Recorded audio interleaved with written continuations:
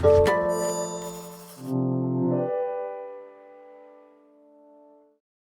following podcast is part of a certified educational activity titled Pushing Therapeutic Boundaries in CLL, the Convergence of Targeted Therapy, Novel Combinations, and Precision Medicine in Patient Care. Access the entire activity and complete the post-test at peerview.com/JWG860. Downloadable slides and practice aids are also available. Welcome to Pushing Therapeutic Boundaries in Chronic Lymphocytic Leukemia, the convergence of targeted therapy, novel combinations, and precision medicine in patient care. My name is Matthew Davids from Dana-Farber Cancer Institute in Boston. I'm very happy to be joined today by my colleagues, Dr. Nitin Jain from MD Anderson Cancer Institute in Houston, and Debbie Stevens, who's at the Huntsman Cancer Institute at the University of Utah. Thank you for the sponsorship from the Medical Learning Institute, PeerView, and the CLL Society, as well as AbbVie, AstraZeneca, Pharmacyclics, and Janssen for providing the educational grants for this webcast. So we'd like to kick things off with just bringing to your attention some of the great resources available from the CLL Society. This is really an excellent resource, not just for patients, but also for medical professionals and caregivers. The CLL Society is available at the cllsociety.org webpage, which is a great resource to receive CLL-specific education and to find support. Professionals and patients can utilize this website to find the greatest up-to-date data on new CLL research findings and treatment options, interviews with many CLL experts such as ourselves about the latest data. And there's also many free resources available at this website for patients and caregivers. And you can see a bunch of them listed here. I won't go through all of them in detail, but a lot of different support opportunities, weekly email alerts. There's the Ask the Expert program, which actually allows patients to receive online consultations from CLL physicians, as well as a bunch of other useful handouts and other educational resources. There's also the free CLL Society Patient Education Toolkit binder for healthcare providers. I personally use this with many of my patients. It's available online, but there's also an old-fashioned paper version. The CLL Society offers this for free, and you can see an example of one of the pages there with a brief overview of types of treatment. And this is an incredible resource, I think particularly for newly diagnosed patients, but even patients who have had CLL for a while. I think all of us can learn something from all the thoughtful handouts that have been put together by the CLL Society. We'd really like to thank Dr. Brian Kaufman, founder of the CLL Society, and his staff there. They're essential partners as we care for our CLL patients. And please do visit their website and take advantage of all the resources that they have to offer. So for today's session, these are what we call clinical consult sessions that really try to blend together some specific clinical cases with the supporting evidence. And really the goals here in the first section will be to understand the new treatment choices in both favorable and unfavorable risk treatment-naive CLL. The second module will look at sequential treatment with targeted options, and this will be led by Dr. Stevens. Then we'll look at the clinical potential of novel combinations by Dr. Jain, and then I'll wrap up with where we stand with the safety of targeted therapies in CLL. So let's dive right into the frontline talk. This is crossing boundaries with targeted agents in treatment-naive CLL. And we'll start with the case. And this is a fairly typical presentation of an asymptomatic patient, but who has a high-risk feature. So I'll introduce you to Robert. Robert is 71 years old. He's diagnosed with CLL recently and is asymptomatic, good performance status and good renal function, but has some hypertension. It's well controlled. And his prognostic marker testing reveals unmutated IGHV, as well as trisomy 12 on FISH testing. And unfortunately, a TP53 mutation is also detected on next generation sequencing. So some key questions arise here, and I'm going to put these out to our panelists, and maybe starting with Dr. Jain. Is this a patient that you would treat, or would you put this patient on watch and wait with these high-risk features? Yeah, right now I would put this patient on a watch and wait approach. Even for the high-risk patients, we're just waiting for the IWCLL treatment indications before we treat. Great, I agree. Debbie, what do you think? Should early intervention be considered? I agree. At this point in time, the data we have support doing watch and wait for this patient. Of course, there are several studies coming around looking at early intervention with Ibrutinib or Venetoclax and Obinutuzumab. And so this would be a great person to put on a clinical trial like that. Great, fully agree. So let's review some of those data. So first, we've had an update fairly recently, a few years ago now, in the IWCLL guidelines. This is the International Workshop for CLL. So you can see on the left, the 2008 guidelines, and on the right, the 2018 guidelines. So 10 years passed between these guidelines, and many, many things have changed in the world of CLL, particularly around therapeutics. But one thing that has not changed so far is the indications for initiating CLL therapy. And you're probably familiar with these, but when we have a newly diagnosed CLL patient, we look for cytopenias, bulky or rapidly enlarging lymphadenopathy or splenomegaly, symptoms including so-called B symptoms, fatigue or pain perhaps from enlarged lymph nodes, refractory autoimmune conditions perhaps that have not responded to steroids or CD20-based therapy, and then sort of plus or minus a lymphocyte doubling time of less than 6 months, usually only in the context of one of these other features. And so if we see none of the above, we recommend observation or watch and wait, also known as active surveillance. And so where do the data for that approach come from? Well, several studies over the years have evaluated early intervention strategies in asymptomatic CLL. You can see on the left side that in the sort of 90s and into the early 2000s, there were a variety of different trials that looked at early intervention with chlorambucil versus deferred chemotherapy at the time of meeting the IWCLL criteria. In this meta-analysis, there was clearly no overall survival benefit for immediate chemotherapy at the time of diagnosis. This was challenged later in the 2000s into the 2010s with early intervention strategy with FCR in the CLL7 study. And you can see in these higher risk patients, again, no overall survival benefit to early intervention with FCR. And then most recently, the German CLL study group is leading a trial called CLL12, looking at early intervention with Ibrutinib versus placebo. And although we see an event-free survival benefit, which is not surprising since many of these events in the placebo arm were just requiring CLL treatment, which of course these patients would need, we have not seen any kind of analysis that would suggest an overall survival benefit to early intervention with Ibrutinib. And certainly we do see some of the Ibrutinib-related toxicities like cardiovascular events and bleeding events in the patients who were treated earlier. So based on these studies and no difference in overall survival, I agree with the other panelists that I would not recommend early intervention even in a patient with high-risk disease outside of a clinical trial. But I will highlight that there are clinical trials ongoing, and here in the US, the Evolve CLL study is an important one to know about, also known as SWOG 1925, that our co-panelist, Dr. Stevens, is chairing. And so this is for newly diagnosed CLL patients who are asymptomatic but have a high CLL international prognostic index of 4 or greater, which can be easily calculated, or if they have complex cytogenetics. And these patients are being randomized 2-to-1 to an earlier intervention strategy with Venetoclax plus obinutuzumab as a time-limited therapy, as compared to receiving Venetoclax plus obinutuzumab at the standard time when it would be required by IWCLL criteria. Now, notably, this study is geared toward the high-risk or very high-risk patients based on those factors I mentioned. So we're hopeful that because of that, we'll be able to look at the primary endpoint of overall survival within a reasonable amount of time. And the accrual goal is 247 patients. A variety of key secondary endpoints will also be evaluated, as you see listed here. And this study also includes some important translational endpoints. This is definitely something you could think about referring your high or very high risk patients for if there's a center near you that has this study open. All right, so let's go back to Robert, and I'd like to kind of tweak things a little bit. So let's now imagine that Robert had presented with symptomatic CLL. So now we're imagining he's 71, but he has a white blood cell count of 245,000. He's developing some mild anemia with a hemoglobin of 10.8 and some pretty significant thrombocytopenia with a platelet count of 72. He also now has some abdominal adenopathy that's about 4 centimeters in maximum dimension. His spleen is growing now about 19 centimeters. Still a good performance status and pretty good renal function with a creatinine clearance of just about 50, still just with hypertension. But again, the same prognostic markers, so unmutated IGHV, trisomy 12 on FISH, and he does have a high-risk TP53 mutation on next-generation sequencing. So maybe Nitin, I'll send this to you first. What would you be considering for this high-risk patient for frontline treatment?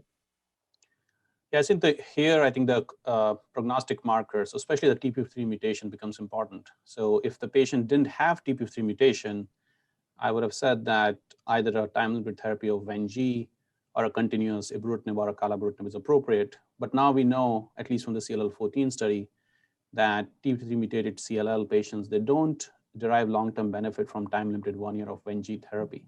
So I think for these patients, I would recommend a continuous Btk inhibitor therapy or enrollment on a clinical trial looking at novel combination strategies. And Debbie, would you agree, would you discuss a fixed duration Ven-G strategy with this patient, or would you also just recommend a continuous Btk inhibitor outside of a trial? Yeah, outside of a trial, I definitely prefer BTK inhibitors and TP53 mutated patients. But, I do generally discuss all of the options. This patient is 71. Some patients may just have a real preference for time-limited therapy with the understanding that they'll have to start another therapy in the, shorter future. Yeah, I have to say I tend to agree with both of you in terms. I'll take this last question of the data in high risk CLL. I mean, I think the most robust and long-term data we have is with Ibrutinib in this setting. We have 6-year follow-up from the original NHLBI study suggesting that about 60% of patients with TP53 aberrant disease will still be in remission on Ibrutinib. The 6-year mark is pretty good follow-up, but we have emerging data with other agents like Acecl208 now as well. I would say the data from Ven/Obin also looks pretty good, but the PFS1 at least looks shorter. So I think a key question there is going to be, can we retreat these patients effectively with Venetoclax Obinutuzumab? We don't know the answer to that yet. So do the NCCN guidelines reflect our opinions? I would say generally yes. So you can see the patient characteristics on the left. If we have frailer patients with significant comorbidities or patients age 65 or older, as well as younger patients with significant comorbidities, really any of these novel agents are good options. Similarly, now in terms of NCCN guidelines, patients less than 65 years without significant comorbidities, we would also consider these same options. We see that chemoimmunotherapy has fallen out of favor from the NCCN panel, at least in terms of the recommended options. But there may be still select situations where that could be considered. So why is that? Why has chemotherapy fallen away for most patients now with CLL? Well, there's been a variety of pivotal frontline studies comparing chemoimmunotherapy with novel agents. And you can see here on the left, the list of these trials. That most of these initial ones, these first 3 here, are Ibrutinib-based regimens compared to standards of care like FCR, BR, or GA101, also known as Obinutuzumab, with chlorambucil. And clearly in each case, we've seen a strong PFS benefit for the Ibrutinib-based regimen. Including in the ECOG study, also an overall survival benefit for the Ibrutinib-based regimen. The Elevate-TN study looking at various Acalabrutinib regimens also has shown a significant improvement in progression-free survival over chlorambucil obinutuzumab. And then the CLL14 study looking at Venetoclax obinutuzumab, again showing a PFS benefit. So this really has now led to a couple of different treatment paradigms that we can consider in CLL. The first of which being what we were talking about for our high-risk patient with continuous treatment with BTK inhibitors, usually as a monotherapy. And you can see our goals there are not necessarily disease eradication, but rather disease control. So the goal here is to obtain a long PFS. It really doesn't matter so much whether the patient's in a PR or a CR, or whether they have detectable MRD or undetectable MRD, minimal residual disease. Really, as long as they can stay on their BTK inhibitor and tolerate it well, we expect that they can do well for a long period of time with a continuous therapy. But in contrast, another approach is to do fixed duration therapy with 1 year of Venetoclax plus obinutuzumab. And there, actually, the goals are a bit different. We want to get the deepest response we possibly can. We need to really eradicate as much of the disease as possible, because we believe that getting to undetectable MRD will translate into prolonged PFS without the need for ongoing continuous treatment. And so people will often ask us, should we be testing MRD in our patients? And I think the answer that all 3 of us would give is it depends. What therapy is the patient on? If the patient's on a BTK inhibitor monotherapy continuously, probably don't need to be testing MRD. If they're on Venetoclax plus obinutuzumab, I think there may be an evolving role for MRD to help understand prognosis and maybe eventually actually even treatment duration. So just quickly reviewing some of the data for Ibrutinib, either as monotherapy or as combination with an anti-CD20 monoclonal antibody. This is all treatment naive patients. And here we're looking at the data for elderly patients. So kind of similar to our patient, Robert, who we've been discussing, 71 years old. So first, there's the Resonate-2 data, which you can see the most recent published data here, the 5-year follow-up, showing an excellent PFS with Ibrutinib. At 5 years, we actually saw an update of this recently at the ASCO meeting at 7 years that continues to show an excellent progression-free survival with Ibrutinib monotherapy. Ibrutinib has also been explored in combination with obinutuzumab, and you can see in the Illuminate study in the middle here with 4 years of follow-up, also an excellent PFS, although it doesn't look that different from Ibrutinib monotherapy, at least as we compare across the studies. Unfortunately, Illuminate did not have an Ibrutinib monotherapy arm, so it's hard to tease out how much benefit, if any, the obinutuzumab is adding there. And then finally, on the right is the Alliance study, which randomized patients to Ibrutinib with or without rituximab versus a standard 6-month course of BR.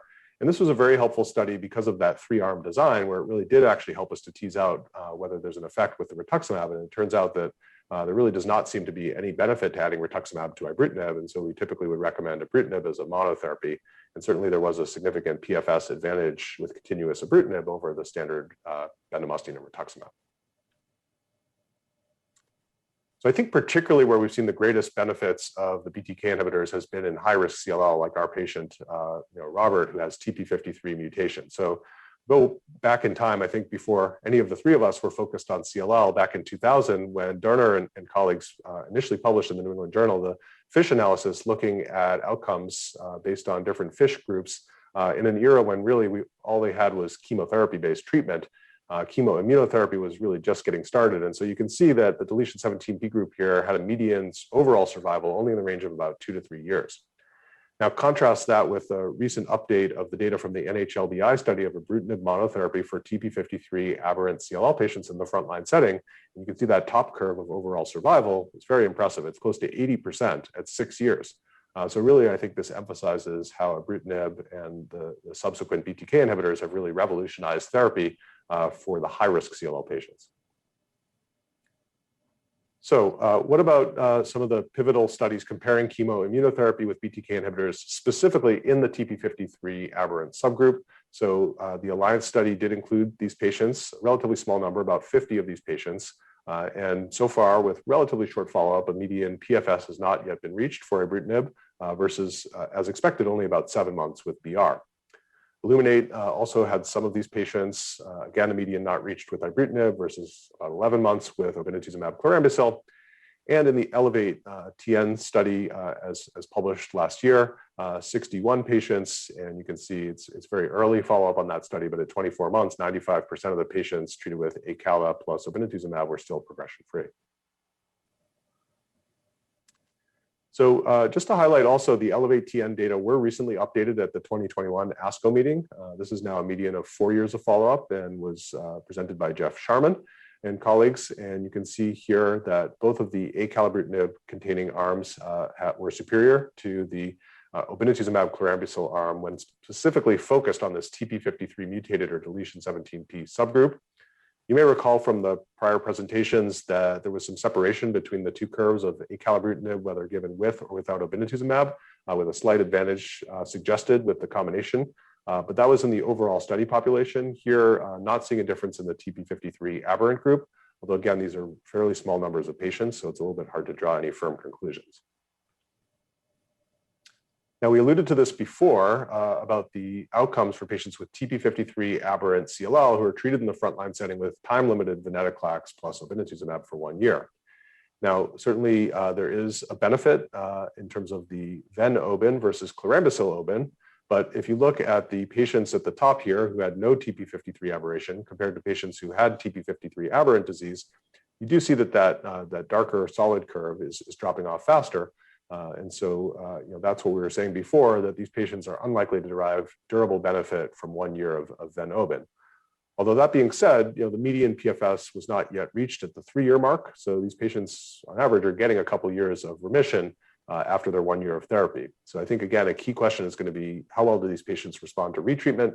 Would it be better to use a continuous BTK inhibitor strategy, or would it be better to use perhaps even a doublet therapy of a BCL2 inhibitor with a BTK inhibitor from the outset? Okay, so let's tweak the scenario a little bit further. And now let's imagine that Robert is 60 years of age, so a younger CLL patient and fitter, still with the same blood counts and lymphadenopathy, but now has mutated IGHV and no TP53 mutation on next generation sequencing. So Nitin, I'll send this one to you first. With this tweaked scenario, what are the treatment options here? Would you still consider FCR a go-to option? I think this is a kind of patient which I think is the only kind of patient where chemoimmunotherapy may have a role. Young patient, mutated IGHV, no P53, otherwise healthy, it looks like. So I guess so certainly there is data, long-term data with FCR having curative potential. But certainly I think in today's world, we have to discuss therapies with BTK inhibitor and time-limited Ven-G, because the data for mutated patients with these therapies are also quite excellent with a shorter follow-up as opposed to FCR. So I do discuss all these options, including FCR for this kind of patient. And I think most patients these days are opting for targeted therapies as opposed to chemoimmunotherapy. Great, thank you. So Debbie, if you've decided to go with a novel agent-based approach, would you discuss both options here, continuous BTK inhibitor and fixed duration Ven-G, and how does that change for this younger, fitter patient compared to the older patient? Great question. And it does change my opinion a little bit on what therapy I would recommend, because for this younger patient, especially with good risk disease, I would prefer a time-limited therapy with Ven-G in this patient. But I do discuss all of the treatment options, and what's particularly important for patients in this group, because they're quite young, is knowing the long-term side effects of the therapies, because they have a lot of years still left to live. And we have to consider the long-term risk of MDS with FCR therapy. I think you have a question there about post-COVID and how that has changed. Yeah. One thing we're seeing is that it's really difficult to respond to the COVID vaccine after you've had, lymphodepleting chemotherapy and immunotherapy with CD20 antibodies. And so generally try to delay therapy until these patients are vaccinated. And then the question of, do they have a good response to vaccine or not? Is another question I think we'll have more data on. And I think generally during COVID, people have preferred non-infusional therapies to keep them out of the hospital or the infusion suite.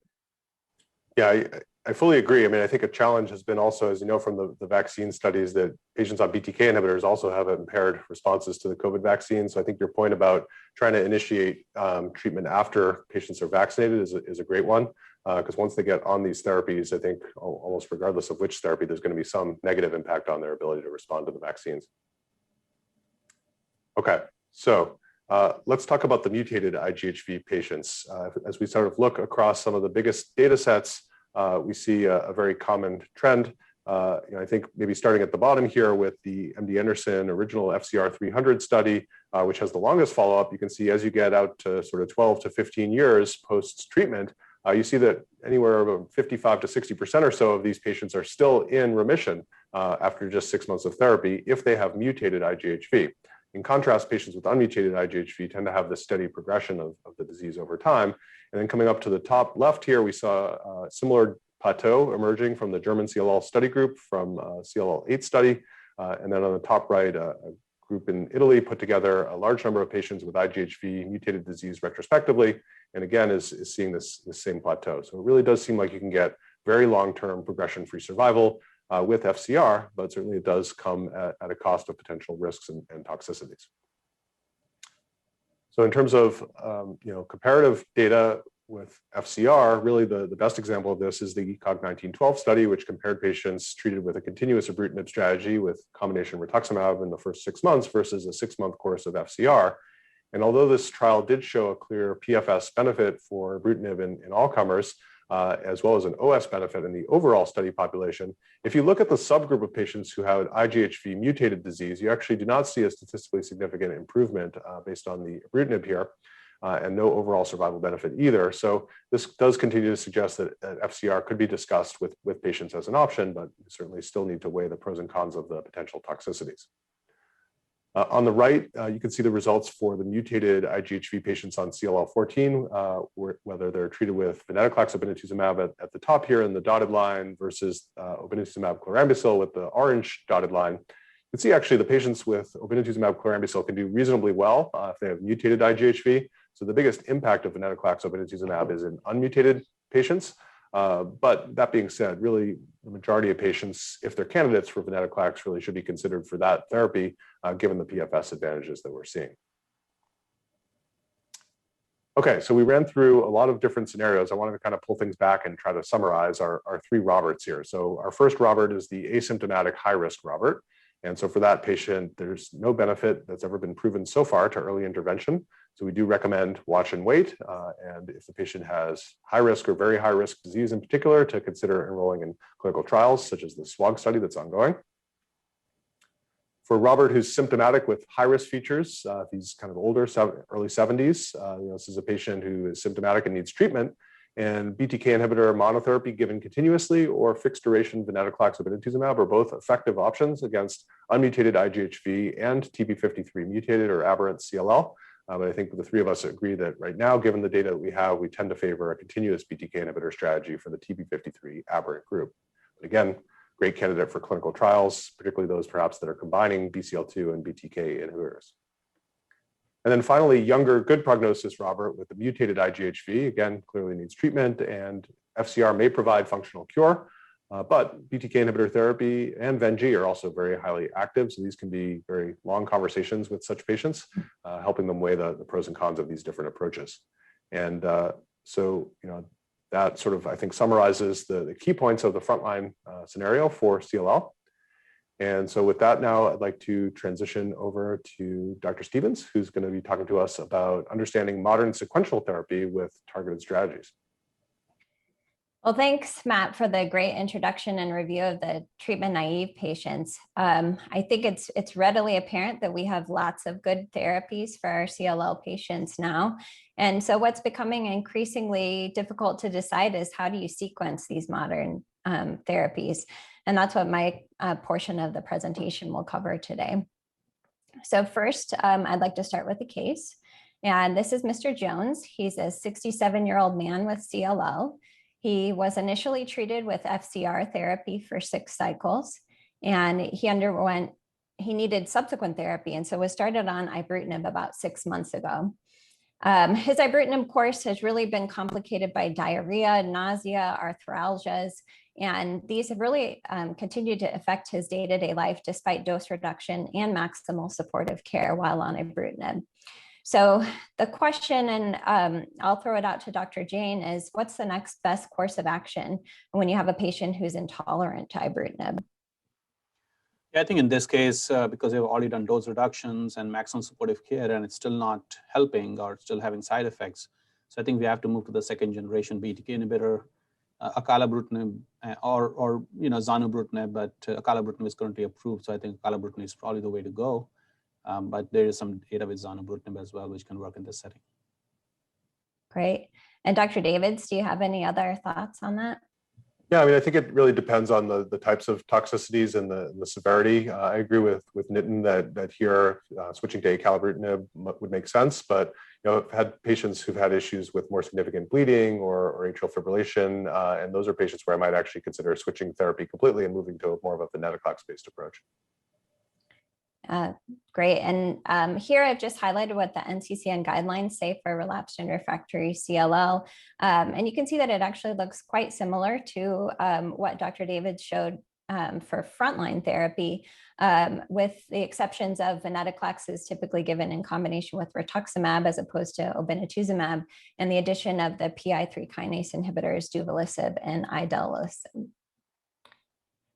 So really, to summarize patients who have had prior BTK therapy, there are a couple of different strategies that we use. Essentially, in a patient like the one I just showed who is intolerant to Ibrutinib but has responded to the therapy, there's a couple of options, and Dr. Davids and Dr. Jain hit on that. One of the options, which I typically try to choose, is sequencing to a second generation BTK inhibitor, or you could switch over to a venetoclax or a PI3 kinase inhibitor based regimen.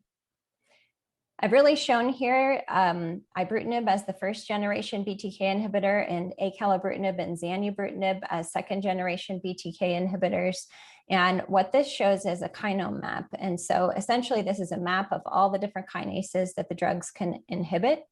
The red circles indicate the locations that are inhibited, and how big the circle is how much it inhibits that particular kinase. Over in the upper left-hand corner in the yellow section, actually where Acecl208 has the bigger red circle, that's where BTK is located. And so you can see that Ibrutinib has lots of different off-target kinases, which is the explanation likely for a lot of the side effects seen with Ibrutinib. And when you move over to Xanabrutinib, you see fewer kinases are inhibited, and with Acecl208, there are quite few off-target effects. So a clinical trial that tried to address this clinical situation directly was the Acecl208 study.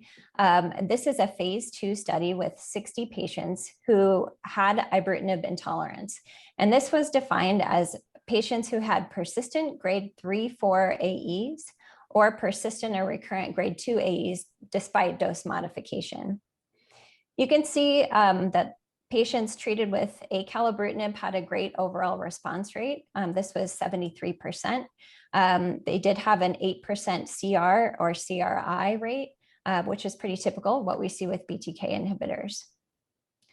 This study also did break it out by what particular side effects that patients had on ibrutinib and their chance of those recurring on acalabrutinib. And you can see the number of patients with ibrutinib intolerance, and the reason for that is the far left category, and just highlighted some common or sometimes difficult to manage side effects of ibrutinib, like atrial fibrillation, diarrhea, rash, bleeding, and arthralgia. If you go clear over to the right-hand column, there were almost no patients who had a higher grade of toxicity if it did recur. And as you look at the middle columns, you see there actually were very few patients that did have a recurrence of the toxicity that they saw with ibrutinib while they were taking acalabrutinib. And the majority of those actually happened at a lower grade. Looking at the other second generation BTK inhibitor, Xanabrutinib, did a similar study, although this is patients who had had prior BTK inhibitor exposures, so that could be either ibrutinib or acalabrutinib. You can see in the patients that receive Xanabrutinib in this setting, the overall response rate, there's not a lot of patients on this study, but it varied depending on whether you classified them as CLL or SLL. And the median time to response was about 12 weeks with this regimen. This is another swimmer's plot that really tries to highlight if these events recurred. And of the 66 ibrutinib intolerant events, 88% of those did not recur with a patient taking Xanabrutinib. And of the 4 acalabrutinib intolerant events causing discontinuation of ibrutinib, 2 intolerant events occurred but didn't recur, and 2 recurred that were myalgia, but 1 was at a lower grade and 1 at the same grade. And so you can see really it is an effective strategy to switch over to a second generation BTK inhibitor.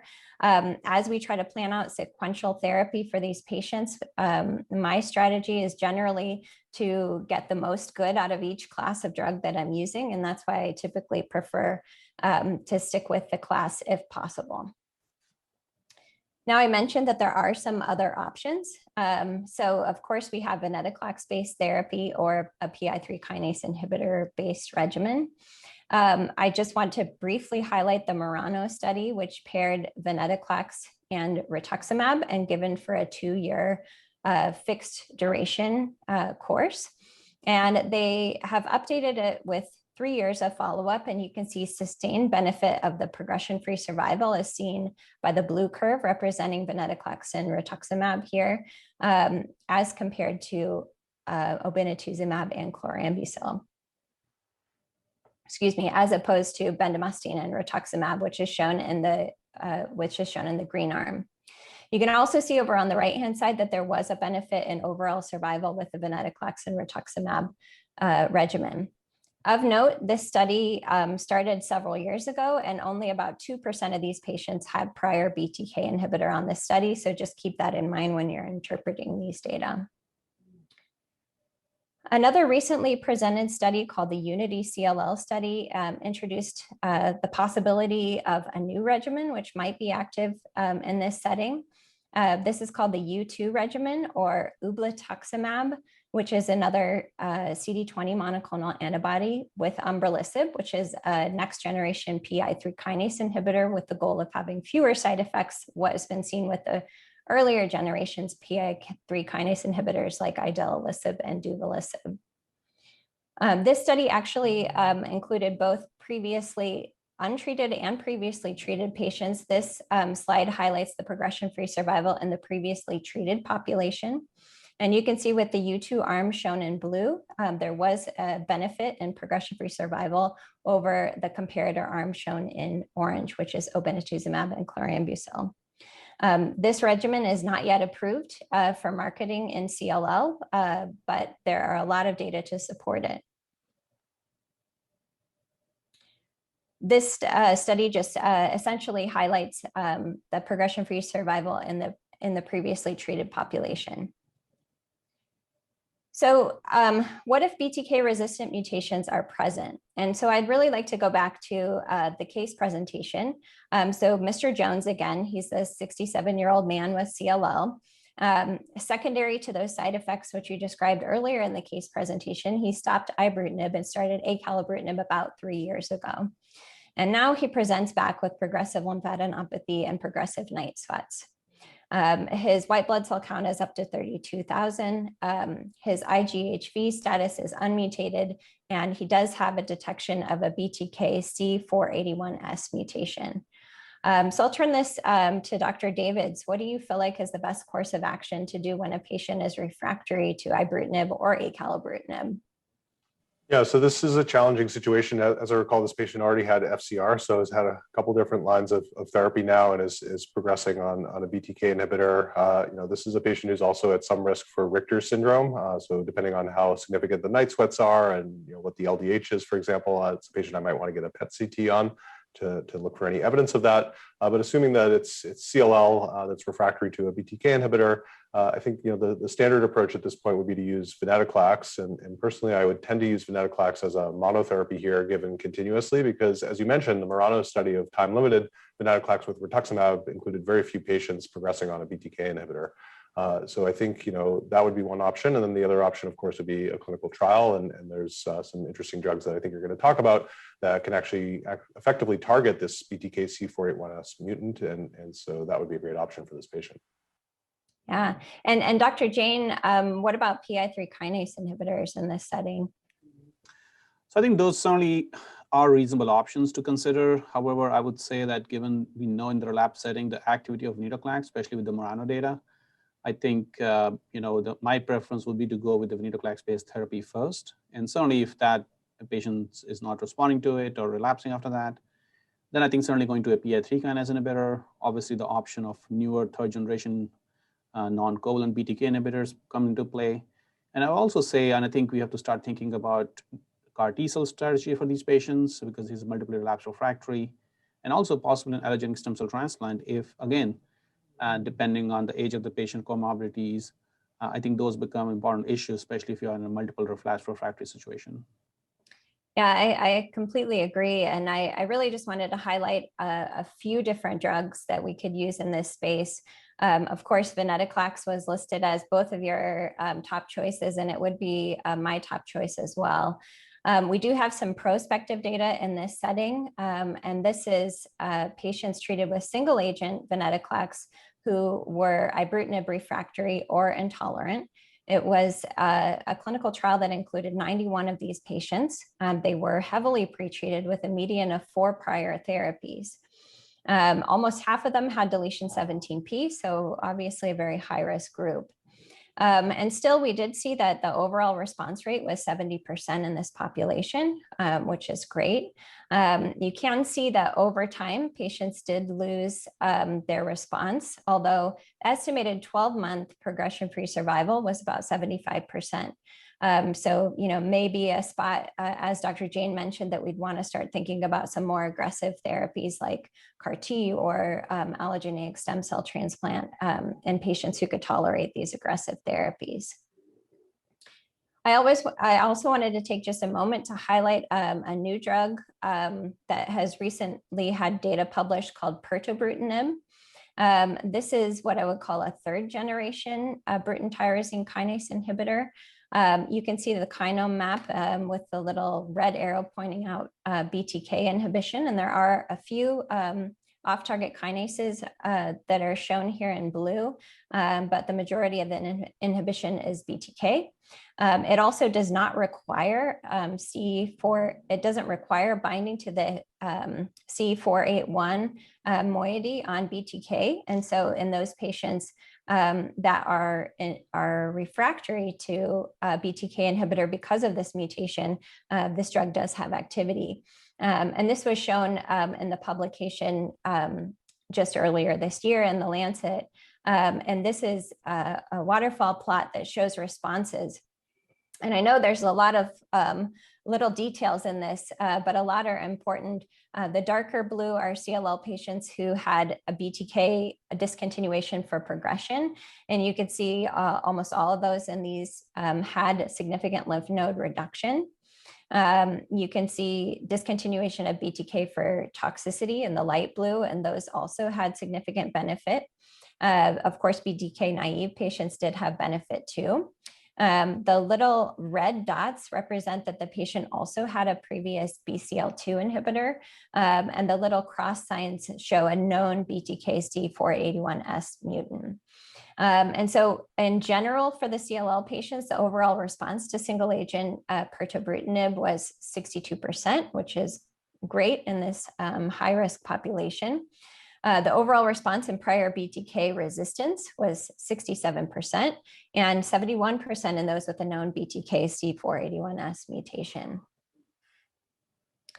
So I want to switch the case presentation a little bit because we have lots of different options of how we can sequence these therapies. And Mrs. Smith is a 70-year-old woman with a history of CLL. Her initial therapy was Venetoclax and obinutuzumab therapy for 12 months. And now again, she presents with progressive lymphadenopathy and night sweats. So I'll go with Dr. Davids. What do you feel is the best course of action when a CLL patient progresses after receiving Venetoclax as frontline therapy? So I think here really the key question is how long after finishing therapy did it take for the patient to progress? Was it 6 months later? Then I'm probably not going to be thinking about Venetoclax again, but was it 6 years later? Then yeah, I think Venetoclax again, maybe with obinutuzumab would be a reasonable option. There is a trial that we're working on, hopefully opening soon, looking specifically at Venetoclax obinutuzumab as a retreatment strategy in patients who have progressed after frontline Venetoclax plus obinutuzumab. So a clinical trial like that would be a great option. But for that patient who has a very short duration of remission, I think a BTK inhibitor would be my preferred strategy to switch that up. And Dr. Jain, do you have any additional thoughts on that? No, I completely agree. That will be my preference and choice as well. Yeah, I agree. So, coming back to the NCCN guidelines, we still have the same options listed: Acecl208, Ibrutinib, Venetoclax, and rituximab or PI3 kinase inhibitors. And so really I just wanted to look at some of the data that we have about patients post-Venetoclax, so post-Venetoclax sequential therapies. And I think the study I'd really like to highlight is a retrospective study looking at patients who previously had Venetoclax and then were put on additional therapy. And so over on the left-hand side, you can see BTK naive patients, so patients who have never had a BTK inhibitor. In this subgroup, the BTK inhibitor results in high overall response rate and actually durable remissions with a median progression-free survival of 32 months. And this is why I agree with Drs. Jain and Davids that BTK inhibitor in this setting is a really good option. Because when you look over on the right-hand side, we see the patients who also had, in addition to having prior Venetoclax, they also had a BTK inhibitor.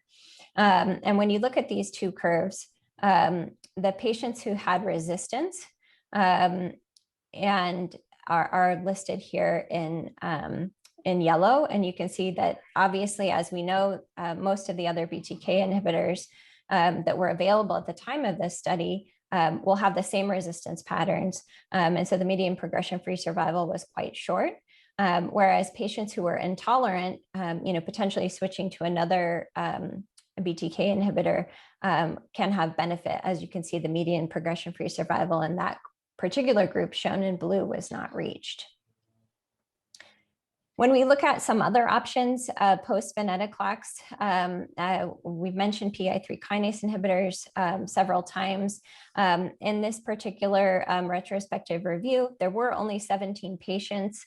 However, these data show that there was a quite short median progression-free survival when a patient switched from Venetoclax therapy over to a PI3 kinase inhibitor. And over on the right-hand side, there is some interest in cellular therapy in this group, as we've mentioned before. I'll first look at the red bar, which represents allogeneic stem cell transplant. This is a potential option for patients who are, strong enough and maybe young enough to undergo this therapy. And in this small group of 15 patients, the median progression-free survival had not been reached. If you go to the blue bar, it talks about CAR T cell therapy. And this is also a small group. The median progression-free survival seen in this particular retrospective review is about 9 months. And so, like I said, the groups are a little bit small to really make definitive conclusions from that. But it does look like the PFS is longer than, for example, using another BTK inhibitor when a patient is resistant or a PI3 kinase inhibitor. I just want to highlight a clinical trial with one of the CAR T cells. This is Acecl208, which is a CD19 directed defined T cell composition CAR T cell product. In presented data, there were 23 patients who received monotherapy with this CAR T product. This was a heavily pretreated group with median prior therapy of 4, with a range of 2 to 11. And there was a specific group of interest, which was those patients who had prior BTK inhibitor and Venetoclax therapy. And there were 11 of those patients in this particular study at the time of report. Impressively, the overall response rates to Acecl208 were 82%, and 75% of patients were able to achieve undetectable MRD status. At 12 months, 50% of the patients who had responded were still in response, and only 2 of these responders had progressed beyond 12 months. This slide highlights the progression-free survival curves, and you can see all of the patients are listed in green, and the specific subgroup of patients who had prior BTK inhibitor and BCL2 inhibitor are highlighted in orange. And you can see that they have very similar progression-free survival, which is great for that high-risk group. Of course, any discussion of CAR T should not be left without mentioning that it can be a toxic treatment. Cytokine release, all grade was seen in about 3/4 of the patient, but only about 10% of those, it was grade 3 or higher. Neurotoxicity was seen in about 40%, and about 22% saw grade 3 or higher. So all of these are really interesting potential treatments. And so, just to summarize, guidance on managing progression after Venetoclax, if a patient does progress after Ven-G, my preference would be to use a BTK inhibitor. You could consider PI3 kinase inhibitor if they had already had that, or have other reasons why they can't go on a clinical trial or get more definitive therapy. This group of patients, always good to put on clinical trials so we have prospective data on the best regimen to use. And just to circle back around and summarize and remind you guys about managing patients after BTK inhibitor therapy. If a patient is intolerant, consider a 2nd-generation BTK inhibitor or switch classes to Venetoclax or PI3 kinase inhibitor regimen. If the patient does progress on BTK inhibitor, Venetoclax would be the best standard of care option, or a clinical trial with any of our agents, but notably the non-covalent 3rd-generation BTK inhibitor. So I'm going to turn it over to Dr. Jain, who is going to be speaking about the next wave of targeted combinations and implications for durable responses. So let me start with a couple of cases, and then we'll go about the clinical data supporting those arguments. So the first is Michael. He's 70-year-old, presented to you with symptomatic CLL. His performance status is good. He has no major comorbidities, but he does have high-risk features. He has unmutated V gene, complex karyotype, and on the NGS panel, TP53 mutation, and he meets IWCLL treatment criteria. So what are the options we have here? Should we go for standard of care therapy? Or should we, this is a patient where we should be looking for clinical trials with novel doublet or triplet therapy. So I will start with Dr. Davids first. What do you think? Yeah, so I mean, as we've reviewed, there's certainly better options now for a patient like this than we had in the past when we only had chemoimmunotherapy, but there's still a lot to learn here. So I do think these are particularly the types of patients where clinical trials are a great option to consider if that's feasible.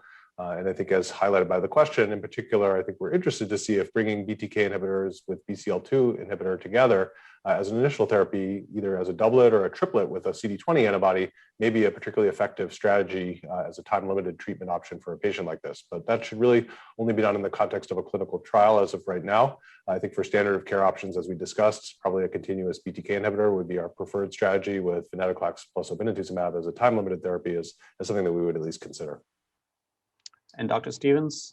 I completely agree with Dr. Davids, and I just think this is a really high-risk population, and we don't have a lot of data on these patients.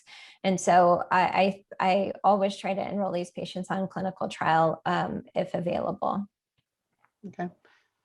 And now we kind of have another case which is on a different spectrum. So there's a younger patient, 54-year-old, again needs treatment. But if you look at the prognostic markers, patient has deletion 13q, mutated IGHV, diploid karyotype, and TP53 mutation is not detected on NGS. So we discussed a similar case in Matt's presentation. But here, I guess, coming back to one of the questions, again, chemotherapy, but I've also wanted to come up with some of the recent data presented with chemo plus targeted therapy, or would you consider a targeted therapy? So again, maybe quickly, Matt, what's your thoughts about this patient in terms of treatment? Yeah, I would consider all of those options. I still think clinical trials are a good option as well for a patient like this, but maybe not quite as crucial as the last patient. So, here chemotherapy is part of the conversation still, although I would say recently most of my patients have not been opting for that. So most of my patients in this age group have been opting for time-limited targeted agent therapy. And Debbie, any from your side? No, I agree. I think these younger patients are really interested in time-limited therapy. As Matt said, most patients are not really interested in full courses of FCR therapy anymore, just secondary to side effects. And so I think it's really interesting. I know you're going to present some data on combining FCR to try to limit the amount of FCR exposure patients have. Sure.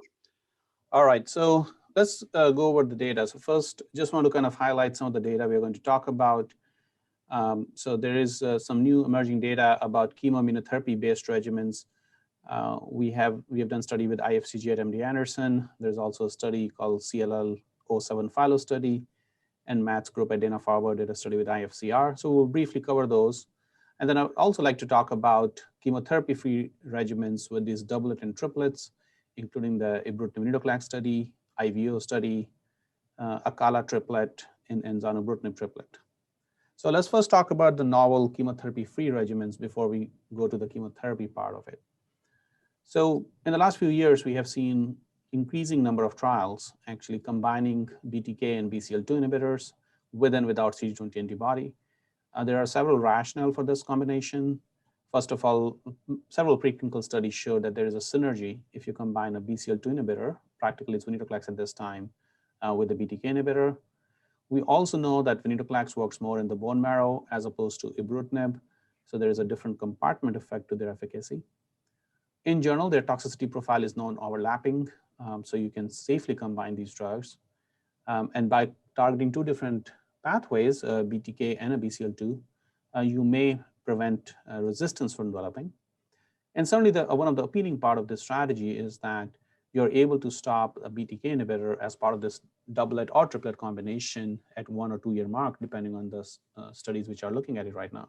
So there's a real potential for a time-limited therapy with this doublet or triplet combination. So I just want to briefly highlight the study we conducted at MD Anderson, which was updated at ASH last year. This is a frontline cohort of 80 patients where patients received Ibrutinib for 3 months, followed by the doublet of Venetoclax and Ibrutinib for a total of 2 years. And as you can see, this figure on an intent to treat analysis, at 2 years of combination, 66% of the patients were MRD negative in the bone marrow. And as a best response at any time of the study, 75% of the patients were bone marrow MRD negative. So again, a high rate of remission we are able to achieve by 2 oral drugs without the need for IV CD20 antibody. We also showed a progression-free and overall survival, which again looks excellent for this patient population. I should mention the median follow-up was just over 3 years at this time. Now, a larger study, a multi-center study called Captivate, has also been ongoing for now several years now. And this is the data which was reported last year, actually, which was what is called the MRD cohort, where patients received Ibrutinib plus Venetoclax for 1 year and subsequently were randomized into different arms based on MRD status. And as you can see here, very similar to the MD Anderson study, if you look at the bone marrow MRD response, the figure on the right side, 72% of the patients achieved bone marrow MRD negativity. So again, a very high percentage of patients, and similar to the data from a single center study. So again, confirming the data that you can achieve high rates of MRD with this doublet of Ibrutinib plus Venetoclax. Now, subsequently, as I mentioned in the Captivate study, they had this MRD cohort, which is still somewhat immature, but the data which was presented at ASH last year showed at least that, I should say that all the 4 different arms, whether you were MRD negative or MRD positive, depending on which arm you are randomized to, were doing quite excellent. As you can see, the 30-month PFS was upwards of 95% in either of those 4 different cohorts. So it will be interesting to see a further update of this data, hopefully later this year, to see how these MRD cohorts are performing. Now, just last week at ASCO, we saw an update for the Captivate study, but this was a fixed duration cohort. So the investigators decided to do a cohort where patients get Ibrutinib for 3 months, followed by 1 year of fixed duration of Ibrutinib plus Venetoclax, and then the patient stopped therapy at that time. And the investigators reported similar data in terms of MRD, and what you're seeing on the slide here is the data in terms of the overall response rate. So again, in the Captivate study, we have 2 large cohorts. One is an MRD cohort, one is a fixed duration cohort. Overall, close to 400 patients have been treated. So I think that's a very important data set to look at and in longer follow-up to see how these patients are doing. At the EHA meeting, which is happening right now, we also have a late breaker session where the CLL GLOW data will be presented. So just briefly, this is a phase 3 randomized study, registration study, where older patients with CLL or younger patients with comorbidities were randomized to Ibrutinib plus Venetoclax for 1 year duration. So they get 3 months of Ibrutinib followed by 1 year of combination of Ibrutinib plus Venetoclax, or versus chlorambucil plus obinutuzumab. As you can see here, the only publicly released data which we have right now shows that there was a significant improvement in progression-free survival in favor of Ibrutinib plus Venetoclax, which was the primary endpoint of the study. Now, those were the doublet studies of Ibrutinib plus Venetoclax. However, several studies are looking at now triplet combination. So this is a AVO combination, which the chair of this session, Dr. Matt Davids, has been leading, which is Acecl208 Venetoclax plus obinutuzumab. This was last updated at ASH last year, where again you can see that with this triplet combination, a very high rates of bone marrow MRD as well as peripheral blood MRD was being achieved for these patients. And I should also mention there's a very similar combination with Xanabrutinib, Venetoclax plus obinutuzumab, called BOWMAN study, which was also reported at ASH last year, which again very similarly showed high rates of bone marrow and peripheral blood MRD achieved for these patients.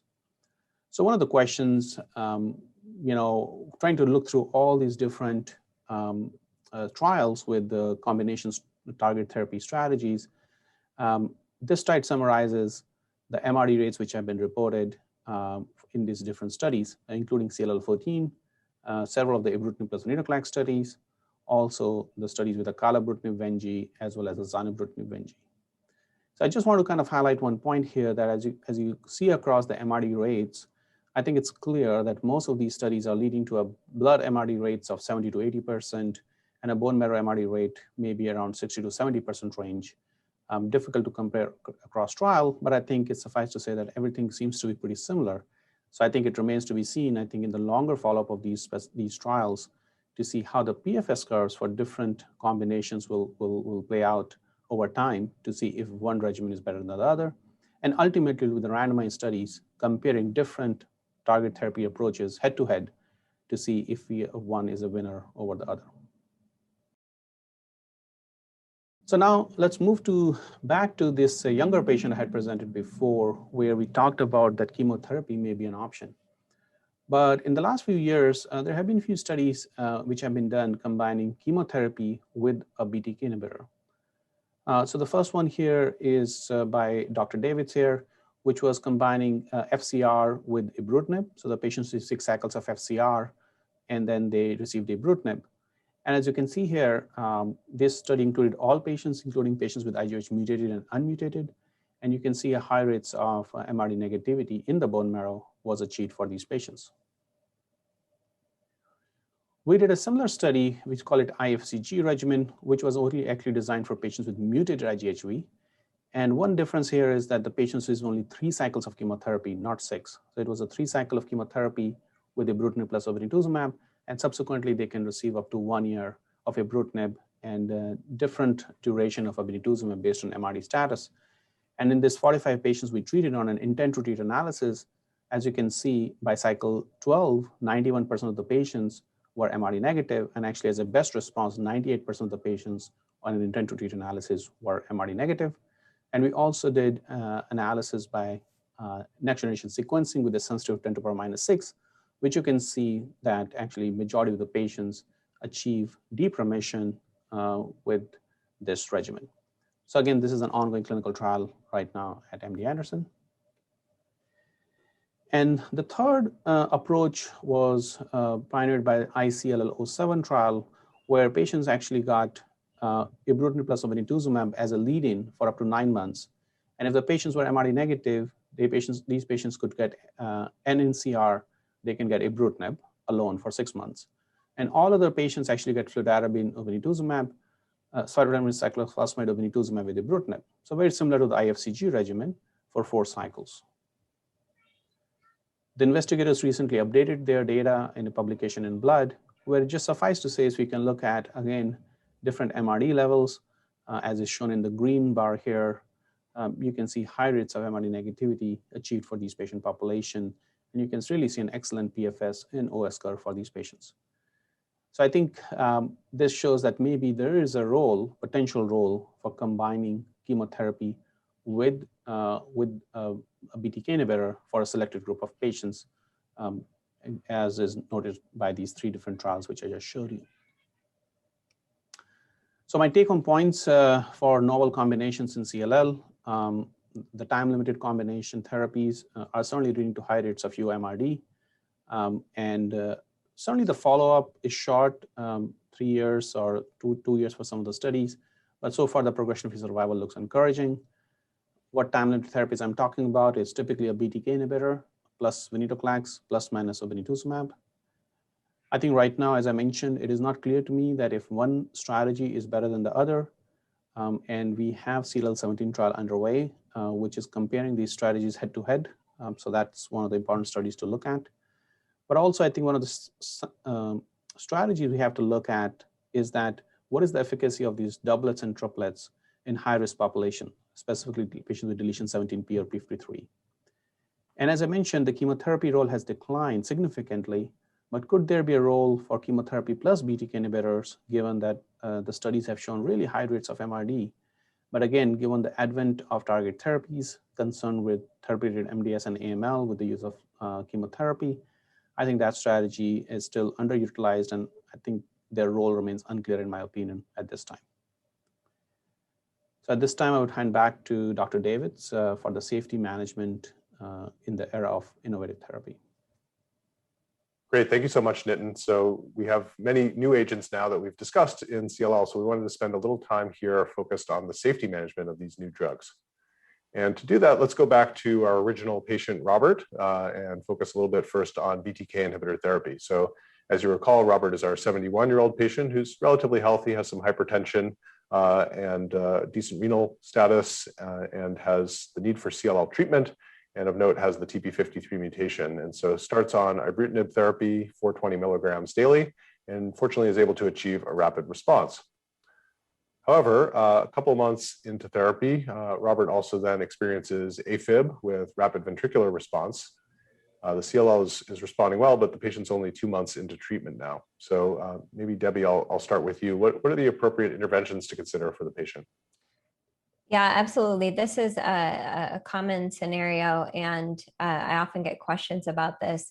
While you're managing and trying to get the AFib under control, I do hold the Ibrutinib therapy. Sometimes these patients, can be either rate controlled or cardioverted. And it's possible to re-challenge them with Ibrutinib therapy. However, now we're getting an increasing body of data about the second generation Btk inhibitors, Acecl208 and Xanabrutinib, and their decreased propensity for causing atrial fibrillation. So, this might be a patient you would consider changing over to a second generation Btk inhibitor, or, changing to other therapies, which we've discussed. But generally, I try to keep with the same class of drug if possible. Yeah, I agree, particularly if if the CLL is responding well, switching to a different drug within the same class makes a lot of sense. All right, so let's change it up a little bit. And now we'll say that instead of starting the Ibrutinib, Robert starts on fixed duration Venetoclax plus obinutuzumab. He goes through the typical Venetoclax ramp up with a planned course of 12 cycles of therapy. But now we're sort of halfway through. The patient's completed the obinutuzumab, but is continuing to have some issues with grade 3 neutropenia. So Nitin, how would you handle this situation? What's the appropriate intervention?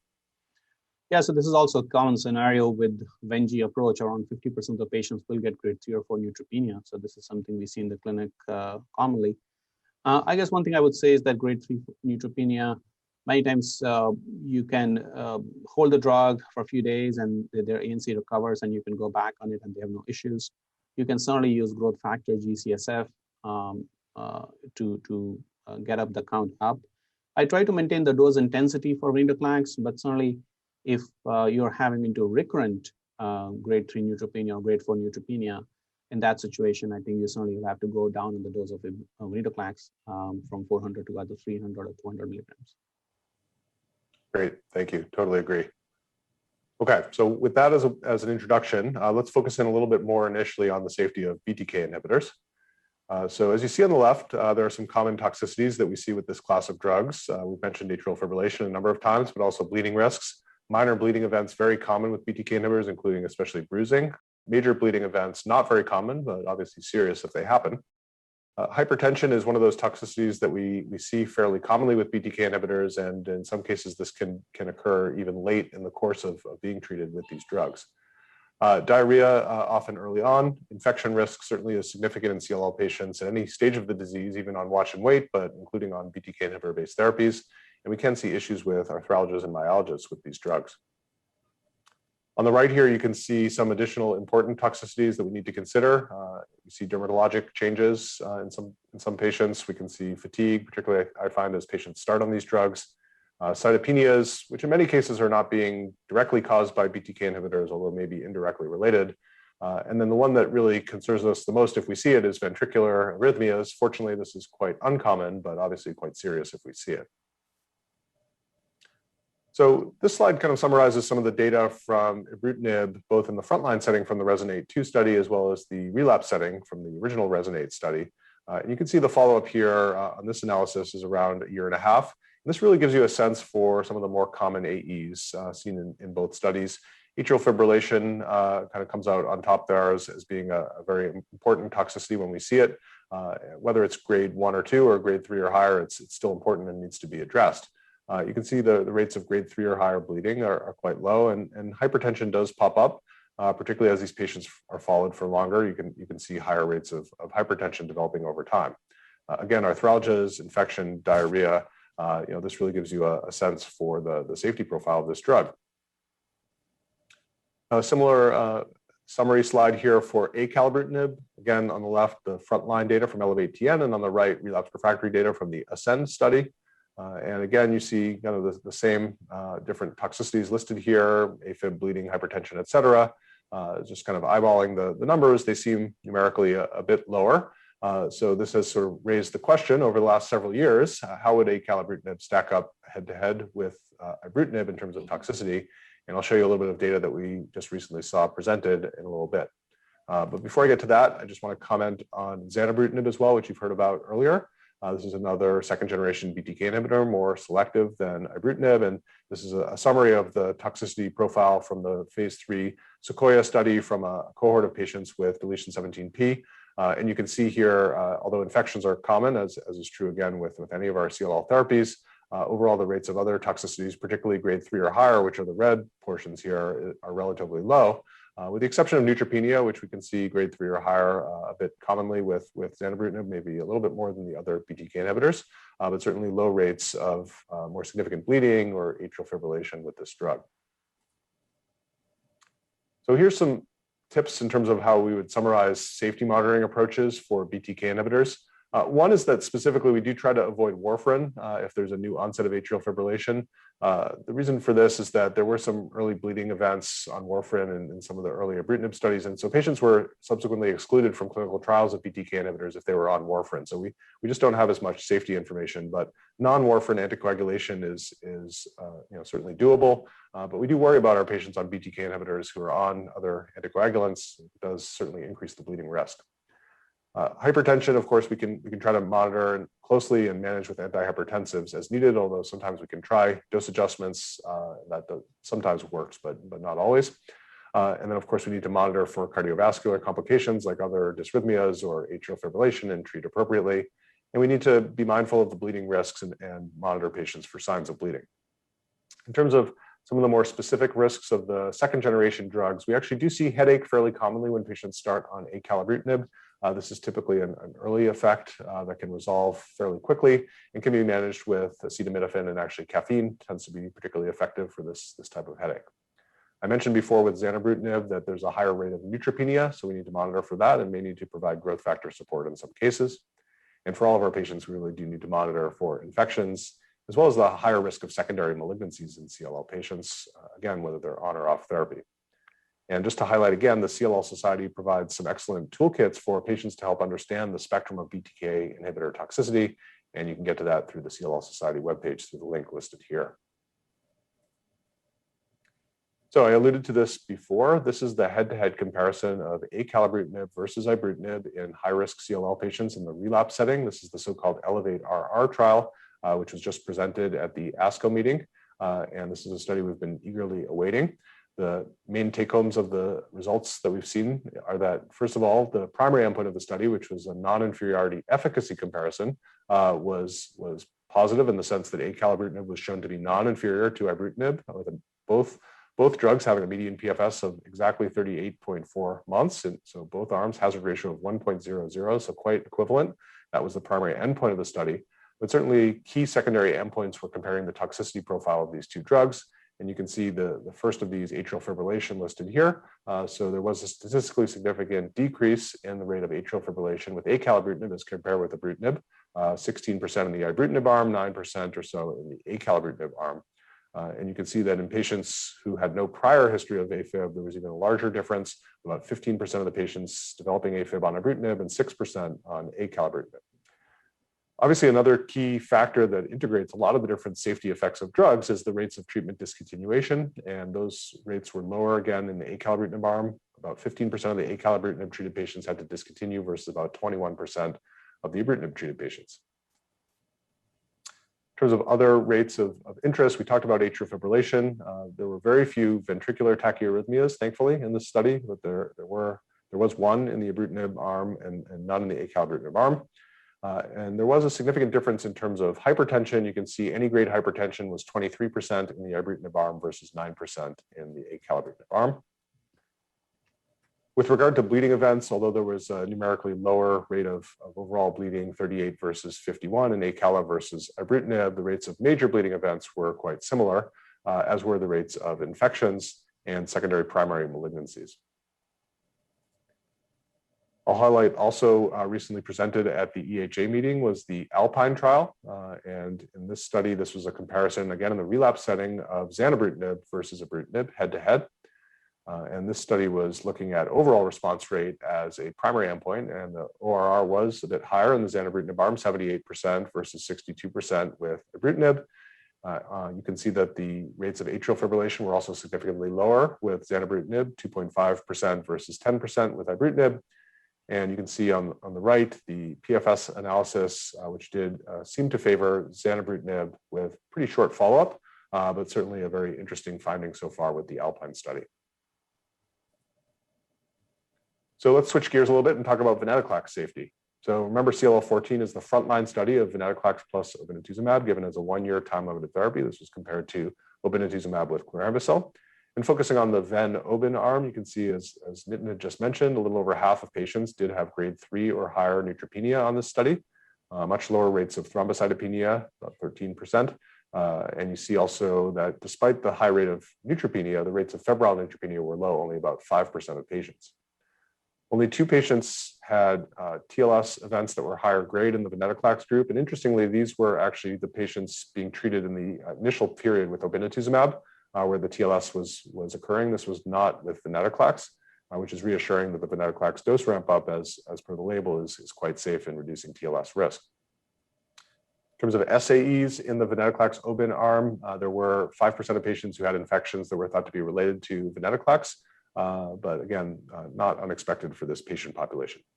About 20% of patients did require Venetoclax dose reduction, at least at some point in the study. This was most commonly due to neutropenia.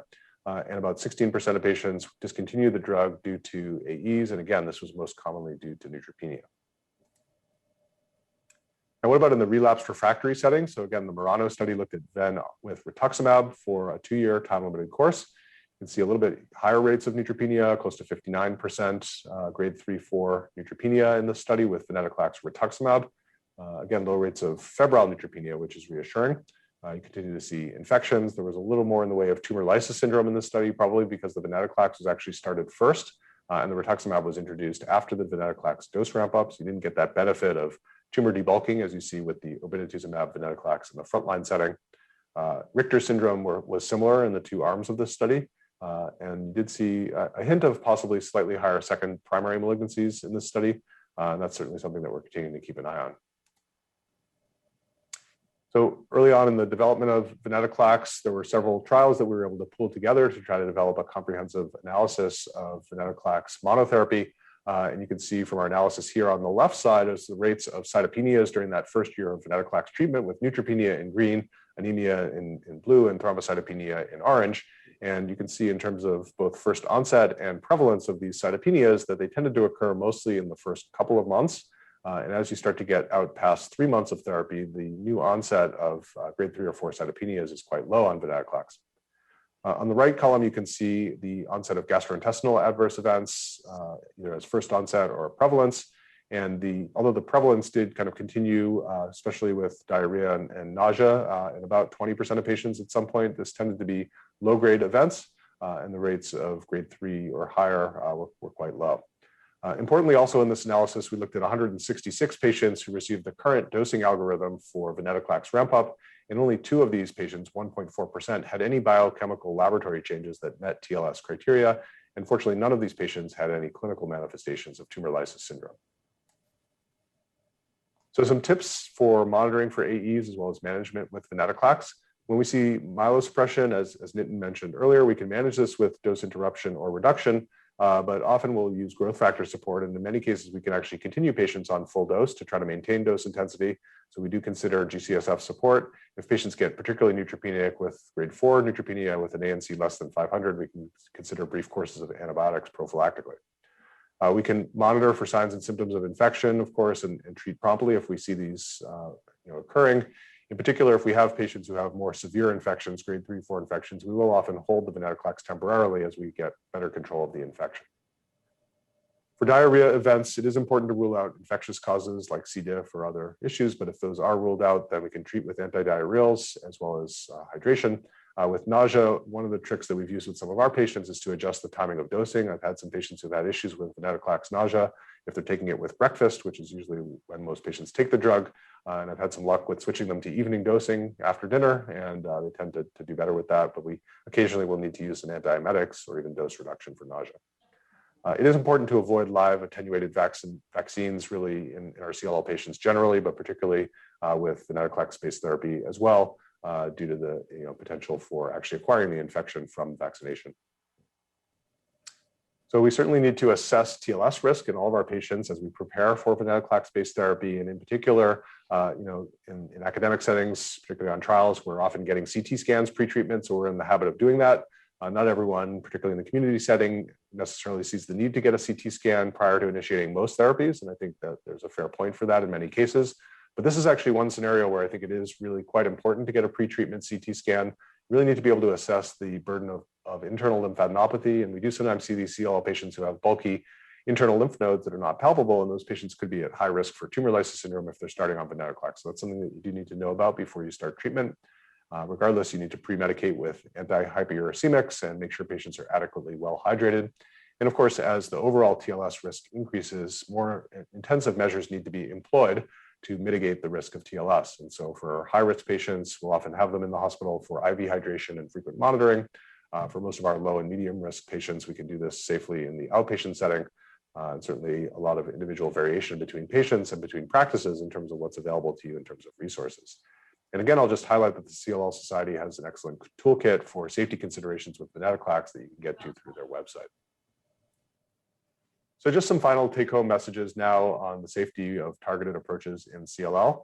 I would say generally these novel agents are well tolerated, but each one does have its own characteristic toxicities. With the Btk inhibitors, we do have to worry about cardiovascular and bleeding risks, as well as arthralgias, diarrhea, and headache. And these can vary between the different Btk inhibitors.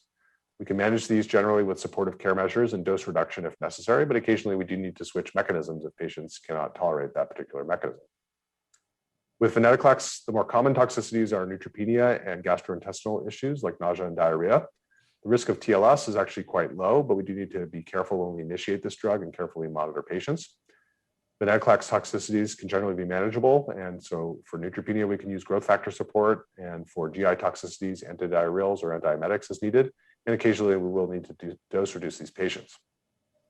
Good news is that for most of these patients, the risk of these toxicities decreases over time, and many of our patients are able to stay on these novel agents for long periods of time with excellent long-term tolerability. So that concludes the lecture-based portion of this. And as we were giving our lectures, we saw a number of excellent questions coming in from the audience. And so we'd like to try to get through a few of these if we can in the remaining minutes. So I'll ask our discussants here to keep answers brief, but maybe starting with you, Nitin. So this first question about fixed duration Ibrutinib plus Venetoclax, if that's used up front, does it mean we can't use subsequent Venetoclax or irreversible Btk inhibitors in later lines of therapy? No, I think it depends on the duration of remission to the first. So they're talking about Ibrutinib plus Venetoclax. So I think, so first of all, this is not a combination which is approved frontline, but when it gets approved, Ibrutinib plus Venetoclax, I think we have to see what kind of data is coming out of the clinical trials when the patients are relapsing on these agents. I would say that retreatment certainly is a valid option, retreatment with Ibrutinib or Ven. And certainly irreversible Btk inhibitors are also very valid therapies for these patients. I think this is a clinical trial data set which is emerging right now, and I think we'll learn more as more studies are being reported. Great. And Debbie, maybe you could take this second question. Do you think we should be routinely testing now for Btk resistance mutations at relapse, and does it make sense to even test earlier? At this point, outside of a clinical trial, I would not test for Btk mutations because you're most likely going on to a different therapy that has a separate mechanism of action anyway. And so, potentially testing earlier, again, I don't think we have enough data to say that switching the therapy earlier, like when you initially detect the Btk resistance mutation, has a major impact, but these are really helpful for enrollment in clinical trial and participation. Yeah, absolutely. Maybe I'll just quickly address this third question, which I mentioned briefly in my talk. Can you use anticoagulants other than warfarin in patients with CLL who might need this therapy, but also require Btk inhibitor therapy? So I would say my answer would be yes, but cautiously. We need to be careful about major bleeding. Certainly that's not an absolute contraindication to be on anticoagulants, but I would say if I have a choice and I'm initiating therapy, I might opt for a venetoclax-based regimen if I know that I need to have a patient on anticoagulation. But certainly you can do it if you need to, just use a non-warfarin-based anticoagulant. Okay, the next question I'm going to put to you, Nitin, is any rationale for considering Protobutinem or other non-covalent agents in treatment-naive CLL? I think there's certainly a rationale. I mean, these drugs are working very well for relapsed CLL, for Ibrutinib refractory CLL. So it would stand to reason that they should work also in treatment-naive CLL, or I would say BTK-naive CLL. So that's the subject of clinical trials at this time, but certainly I think it's worth pursuing, and clinical trials are being looked at in that setting. Great. Debbie, what are your recommendations for managing myalgias in patients on continuous BTK inhibitor therapy? Yeah, this can be particularly challenging for patients. And I think the first thing I would say is really educate your patients before they go on BTK inhibitor therapy that this is a possibility, and that the majority of this toxicity typically comes within the first couple of months and gets better over time. So a lot of times if people know about it and know that they just, if they can deal with it for a little while, they can get through it. Otherwise, intermittent use of Tylenol as needed. And in patients who have really severe myalgias, occasionally I'll do a short pulse of steroid therapy. Again, this side effect is less with Acecl208. And so, potentially an indication to switch from Ibrutinib to Acecl208 to try to see if that can relieve the patient's symptoms. Great, thank you. All right, I'll try to briefly address this challenging question of, given the wealth of highly active agents in CLL and the emergence of cellular therapies, do you foresee a potential for a curative approach using all these different modalities? I would say that I'm actually not overly optimistic that with novel agent-only based approaches that we're going to be able to quote unquote cure, meaning completely eradicate without the need for additional therapy for most CLL patients. I think that on the other hand, I don't know that we necessarily need to for many of our patients. I think that, if we can get very deep remissions and get patients off therapy for a period of several years, it seems likely to me that we could retreat them with the same regimen. So I think, initially, at least our goal is still going to be to really allow patients to live a long and good quality life, hopefully not compromised in terms of how long they live by the CLL. But I don't know that we can necessarily cure these patients with novel agents only. I would say that the CAR T-cell therapy, cellular therapies may have that potential. As you've heard, it's a more aggressive approach, so not necessarily applicable to a broad population of CLL patients, but I think especially for those younger, fitter patients, if they have high-risk disease, going through that type of more aggressive approach may make sense. And as we've seen historically with allogeneic transplantation, there is the potential for curative cellular therapies. All right, Nitin, are there any expected AEs that are exacerbated when you combine Ibrutinib with Venetoclax? I would say the only thing I would say is maybe the neutropenia. When you combine Ibrutinib plus Venetoclax, the neutropenia rate, depending on the studies we look at, is 40 to 50%, which is certainly higher than Ibrutinib monotherapy or Venetoclax monotherapy, but is in line with Venetoclax plus CD20 antibody combination. But otherwise, I think the toxicities you see are in line with the single agent Ibrutinib or Venetoclax-based therapies. Great, thank you. And Debbie, you mentioned novel PI3 kinase regimen, the U2 regimen. How do you see that fitting into the current treatment landscape? Is this an option after upfront BTK inhibitors or Ven-G? This is a great question. And right now I would sequence it at least third line or higher for CLL patients. And that's partly because the side effect profile, obviously with idelalisib, a lot of autoimmune toxicities we're seeing. Now that may be better with umbralisib, but I still think the side effect profile of Ibrutinib or Venetoclax is more favorable. And so often I actually even put patients on clinical trials before I go to a PI3 kinase inhibitor. All right, and then the last question I'll take is the role and effectiveness of monoclonal antibodies, rituximab, obinutuzumab, in combination with BTK inhibitors. So just to emphasize, as you've seen today, that not all BTK inhibitors and CD20 antibodies are created equally. And so we've seen that there clearly seems to be no benefit to adding rituximab to Ibrutinib, but we've seen a hint that possibly there is a benefit to adding obinutuzumab to Acecl208.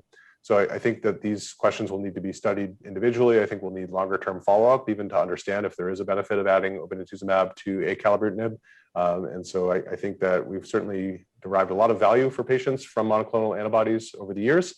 And so I think they will continue to have a role in CLL treatment, but we know that also BTK inhibitors on their own can be quite effective. So I think some of this remains an open question. So with that, I'd like to wrap up and thank both of my co-presenters and discussants, Dr. Jane, Dr. Stevens. Great working with you as always. Thank you for your excellent contributions. Thank you for listening. Download materials and complete the post-test for instant credit at peerview.com/JWG860. This activity is supported by independent educational grants from AbbVie, AstraZeneca, and Pharmacyclics LLC, an AbbVie company, and Janssen Biotech Incorporated, administered by Janssen Scientific Affairs LLC.